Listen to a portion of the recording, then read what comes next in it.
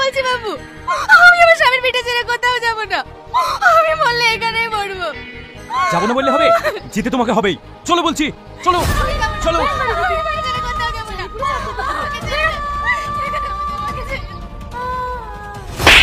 এই তুই মানুষ না জানোয়ার, এই যে মা তোকে 10 মাস 10 দিন গর্ভে ধারণ করেছে, তোকে 3 দিন করে মানুষ করেছে, আর তুই সেই মাকে বাড়ি থেকে তাড়িয়ে দিছিস। আর তুমি আমার কেমন মেয়ে, ভুলে যাবে না তুমি একদম কারো না কারো শাশুড়ি হবে। সেদিনের কথা যদি একটু ভাবতে তাহলে এরকম জঘন্য কাজ কখনো করতে পারতে না। কি হচ্ছে এটা?